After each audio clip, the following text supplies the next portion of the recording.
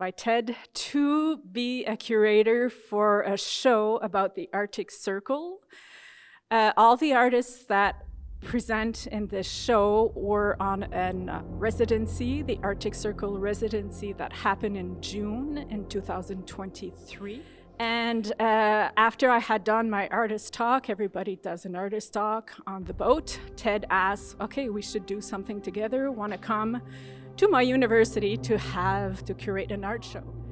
And then after so we'll go around the space, and then after what we'll do is I have one question, a big question I want to ask the group of artists.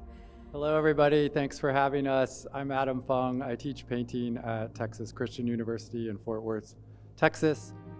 So for the projects after 2023, I created a film using mostly drone footage and some handheld camera footage. And then after that, I started a series of paintings.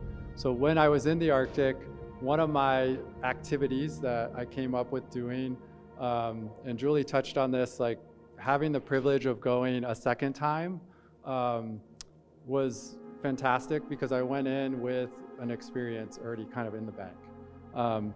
And so I did think about ways to slow down, and one of my projects was to light these candles in the landscape. And so I know at one point Ted was laughing at me because I was trying to use matches to light these candles in the wind and they were going out, and again at one point my thumb started bleeding from using the lighter so many times. But part of the reason I was using this imagery was to think about our literal carbon burn, our presence, our mortality in these landscapes. And it also links into other traditions in the history of painting and art. So these are my oil paintings. You can see one more at the entrance to the gallery. I use oil, wax, graphite on linen, and they all arose out of my archive of imagery and experience in the Arctic.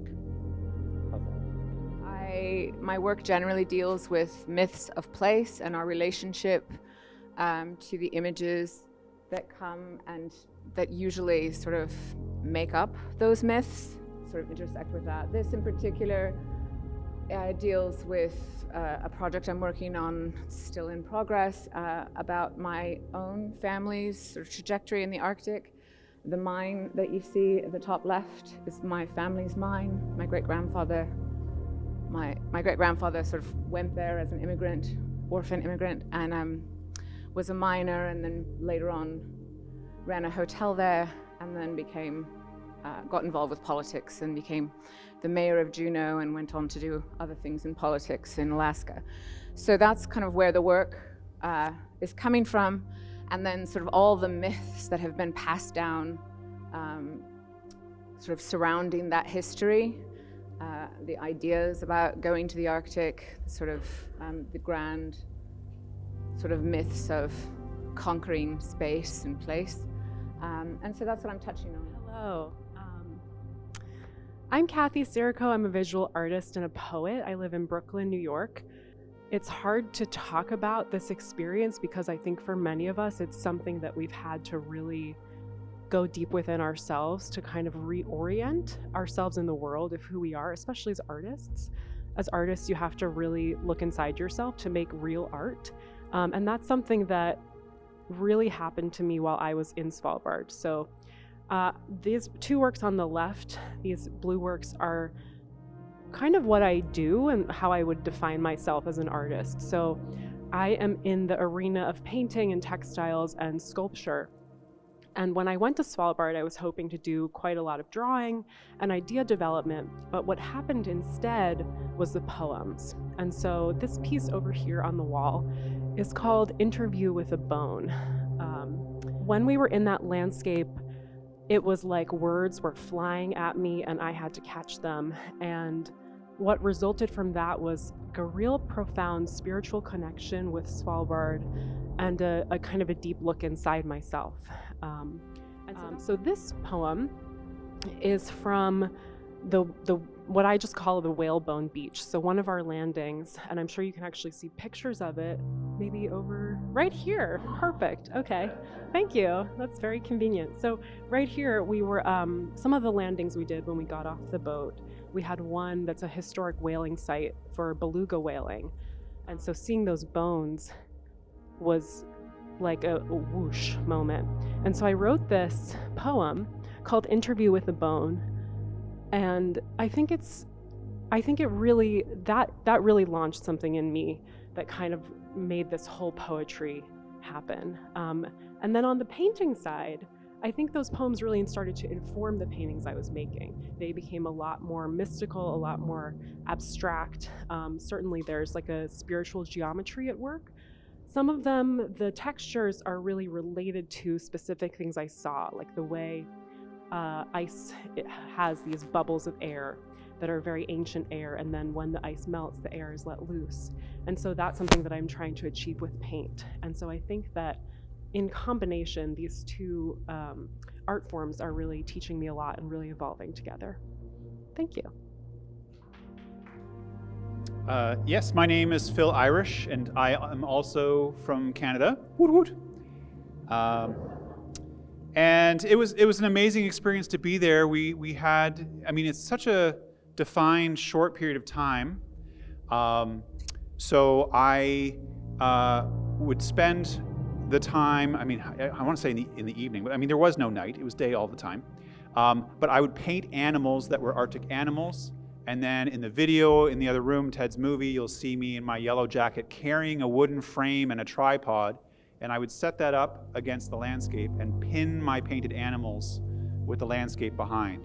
And I might spend a few hours doing that, and I have my camera taking pictures every few minutes as those collages take place. And it was just I was very sensitive to the world and to how these creatures were shaking and moving and falling apart as the pins come undone. And that is very much about the interconnectedness of all the ecosystem and my place in that. So later when I was home, I had all of these images stacked in the computer, and then I would just erase different moments of them so that you're seeing through, you know, maybe 20 different images stacked on top of each other as you look at these. The kind of displacement we often saw these animals, and actually there's one that has the real walrus in it. There are two real walruses there, and then there's the painted walrus. This is actually the same bird again and again as it spun, like it was spinning in the wind, and I'm taking pictures. So that kind of unfolding over time is part of what this work is about. So, thanks. Hi, I'm Jann Rosen-Queralt. I'm from Baltimore, and I'm recently retired from being a director of a graduate sculpture program at MICA. One of the things about being in the Arctic for me was that I was constantly overwhelmed, and I know you heard that from a lot of people. But it was so monumental, and I felt about this big most of the time, and I really had a difficult time with my emotions, so that I tended with the 30 of us to be a bit reserved, I guess, for lack of a better word. And it had to do with the fact that I was trying to take this in, and I felt like this was my only chance. And so when I got back, one of the things I had thought about, in addition to the scale differentiation, was that my thoughts about the Arctic were at a particular point in time. And like the geological idea of shifting baselines, it's very important to acknowledge when you enter into a scene in order to know what your baseline information is. And so these images were things I saw in the settlement of Longyearbyen. And so one of my questions in this business of scale was where civilization ended and nature began, or nature ended and civilization began. So this particular series of diptychs I decided to print together because of the fact that they reminded me of a window, and so like I am looking through frames, these are frames looking through frames. Hi, I'm Eric Dickson. I'm a professor at NYU. As Julie mentioned during her keynote, warming is happening faster in the Arctic than it is elsewhere on the planet. You have all of that ice, and as it melts, the Earth becomes less reflective, and you get this feedback loop where it just keeps getting warmer and warmer, faster and faster. So what I was doing on the residency was collecting field recordings, audio recordings of the sound of climate change in the Arctic, and the way in which the fabric of the natural world is literally being broken down up there. So I took a bunch of different kinds of microphones, underwater microphones, so you could hear the sound underwater of ice cracking, like chunks of ice that had broken off of icebergs. Contact microphones, kind of like putting a stethoscope up to an iceberg and getting measurements of the sound waves that are kind of coming through it as the structure is changing with ice cracking, and so on. And so this is an installation called My Son of Pestilence, Burning at Noon and a Vapor of Death at Night, that's about capturing the effect of climate change in this ecosystem. Basically, the idea here is to, people don't know about the Arctic. Hardly anyone knows anything about it. So we have this kind of mysterious black chest that seems vaguely religious or vaguely sacred in some kind of a way. And mysterious sounds coming out of it, popping sounds, glacier water dripping into the Arctic Ocean. I'm Karen Wirth. I'm retired from the Minneapolis College of Art and Design. I'm an installation, sculptor, and book artist. And given that range, I am very interested in scale and body in space, and the relationship between scale that is way beyond what the body can understand, and then the intimacy of a book. This piece here, Stone Poems, is a book. You're seeing 3 spreads from this book. And it really came from the very first landing that we did on the boat. We got off one morning to just learn how to get on and off the boat and into the zodiacs and onto shore. And I found this series of rocks, and in Svalbard, every place we landed, the geology was completely different from the place we had been before. And I lined up these 5 rocks, and they were whatever number there were, but it became a visual poem. And that is my sense of looking here as a book, close. But then you look up and there's this sublime landscape, and sublime in the traditional use of the word sublime, scary, frightening, beautiful, beyond human comprehension. And so every place we landed, I did a stone poem, and then I also photographed that poem in sight so that you could see it in relationship to, again, this overwhelming sense of space. It's a little bit like a Where's Waldo? The poem is always at the bottom. So this is a drumleaf book. It's an edition of 15. It's called Forms of Water, which is the name of a book that was written by John Tyndall in the 19th century, and it was about looking at how forms of water affect each other and the environment. Now we're 100 and some years later, and that is a completely different relationship with global warming and ice melt and salinity of the ocean. So that's what this one is about. This one is also more didactic, where the other one was more poetic. And after I did this one, I started thinking about there are so many lessons that we're supposed to learn about this. Instead, think about what are you good at? You personally, what are you good at? And what can you be responsible for? What can you do? And I just said, I'm an artist. Why am I thinking about it when I can do this from here? So that is a trajectory, ending with this and going on to the what next, coming out of a really set of good questions to make me think about the future. Hey everybody, my name is Ted. I'm a professor here. Some of you know me. But the thing I really felt there, the first couple of nights, we all sat in the dining room and we discussed. These artists talked about their interests, and they talked about their passion, and they talked about their love for this place and for this greater place. And I really felt moved to document them and their process and their love and their passion for this place.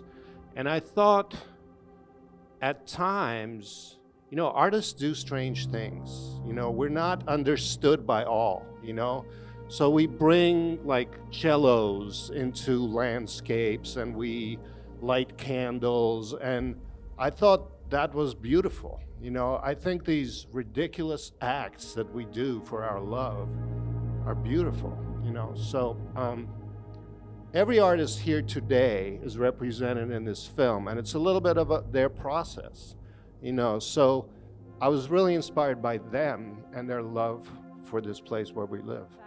There are numerous pieces that you need the headphones, so the videos, and also on the bottom there, like in the back of Justin's installation there's Dorota's work, and on the floor there's an iPad there.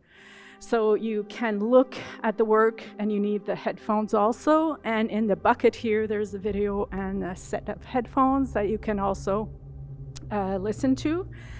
And there's 3 works that you can touch, which is pretty awesome for an art show. So this is Colin's work. You can manipulate these, no problem.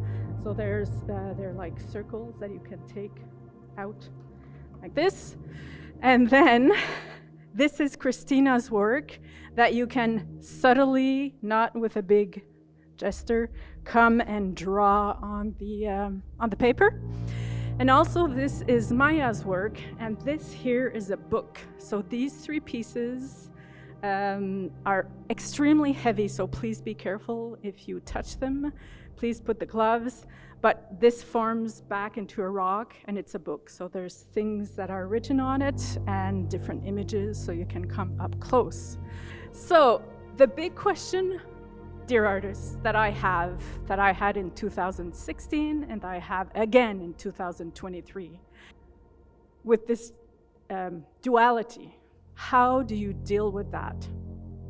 And what is the importance of going there? I understand exactly what you're asking, and it's a really important question. And it's basically a question of like, how do we exist every day? So I don't think that's just an Arctic question. I think it's a question that ends up happening to us if we pay attention. I'll say that I don't know to answer your question, but I struggle with the question. You know, why should I be so privileged as to go to the Arctic while I'm trying to keep all these other people out of the Arctic? So I think I'm part of the human sort of condition.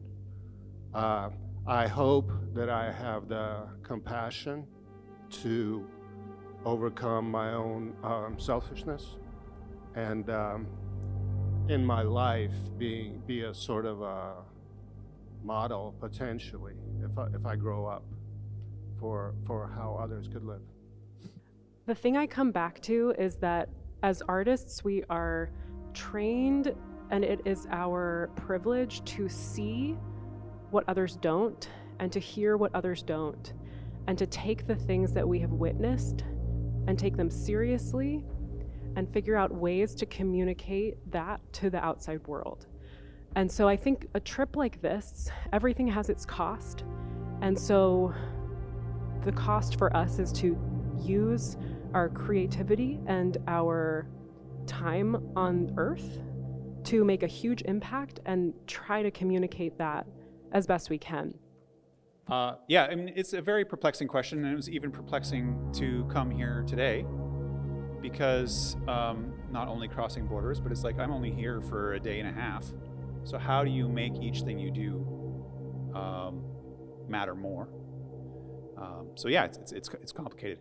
One of the things I think about is just that being a science conference, and I think we have more art crowd here now, but one of the questions is, how do you communicate about these things in a way that's not just statistics? How do you find innovative ways that get past cliche that people are tired of hearing?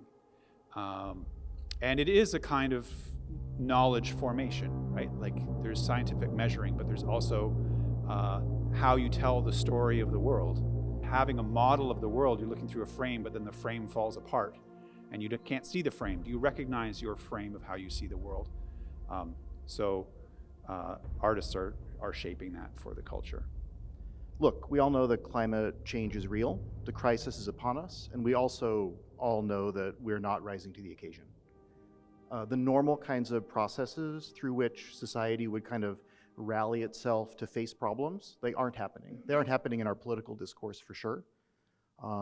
Scientists don't know how to communicate about these things to the public, and even science has become really politicized, at least in the US.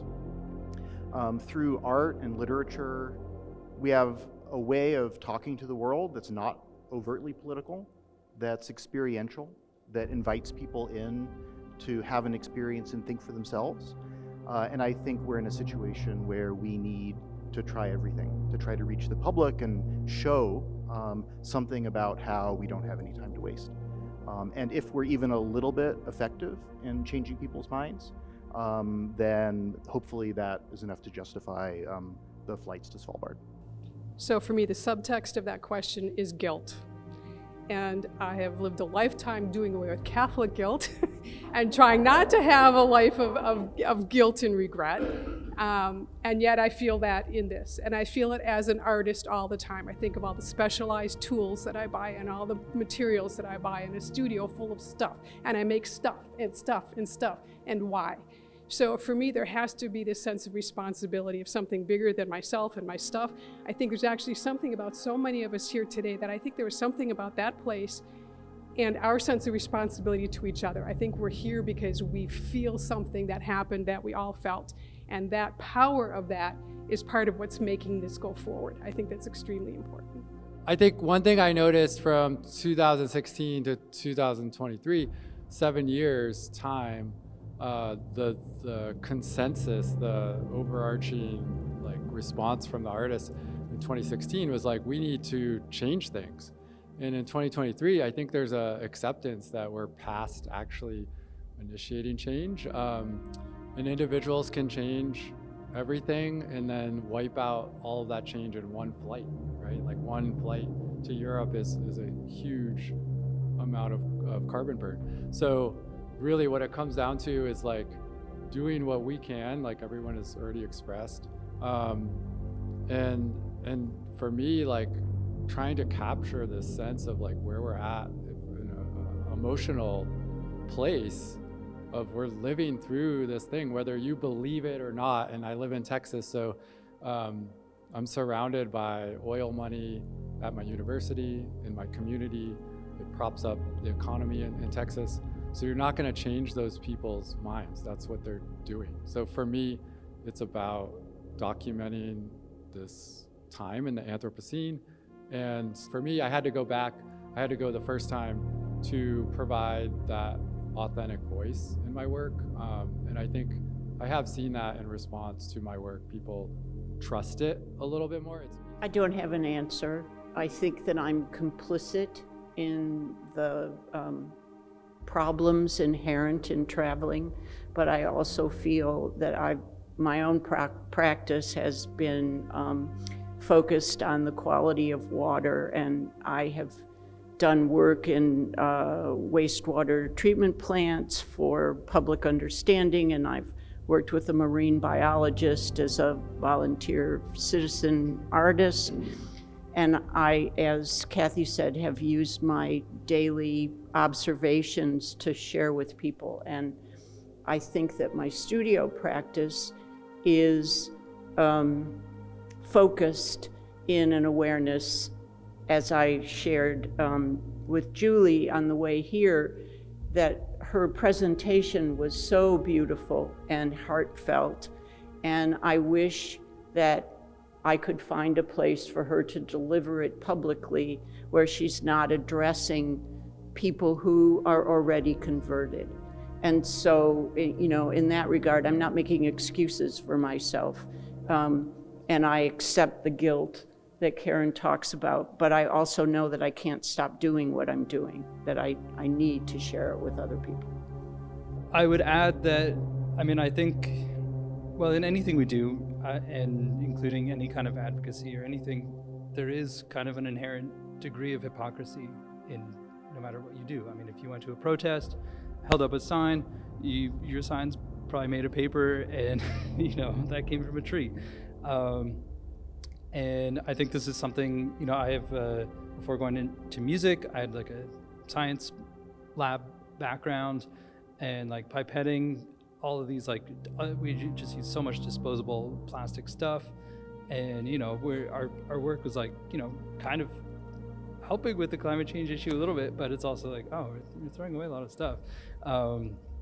And it's unfortunately part of that process. Sometimes doesn't always have to be. And you can take efforts to minimize that, but it often is. And I think just also like calculating your kind of net carbon footprint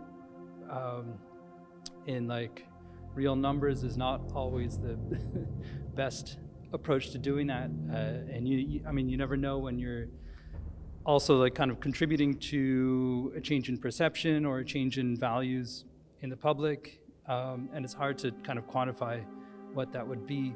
And yeah, so it's you know, I think it's easy to look at kind of numbers, calculate how much, you know, carbon is released by taking a single flight or something, but what you're comparing that against is not always that quantifiable. So for me to try to answer that question, it's been a question that I've been asked, and the first presentation I did about the Arctic was a bit like I did this time, but less. It wasn't a letter, but it was very personal. And the first question I got was that. So I was like the guilt. And now, you know, you've been touched by what we felt. And if we hadn't got there or been there, you wouldn't have that right now, this place, this present time. So for me, that's the importance to have gone. So I think that for me, and then like in my talk, I talked about how the arts is the way to communicate those very scientific findings, get the artists involved. And so I think artists need to be also on these scientific boats and like in every scientific findings. So, and then that you understand better all these different scientific findings that sometimes are very complicated to understand. So I think that's how I would respond to that question. I think it's important for us to have been there. I want to give each of you a thank you from all of us in the exhibition.